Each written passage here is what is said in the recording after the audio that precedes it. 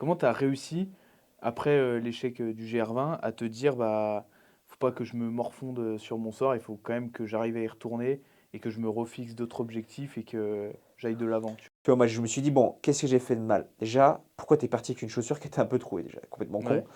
Ouais, Deuxièmement, enfin, pourquoi ta cheville elle a sauté, tu vois? Bon, parce que déjà, elle avait déjà sauté avant et j'ai pas fait de renfort dessus.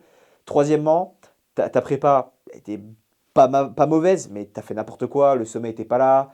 T'as pas vraiment respecté l'épreuve. Donc déjà, tu vois, ces trois ouais, tu t'es éléments-là. pas mis à 100% dans la prépa.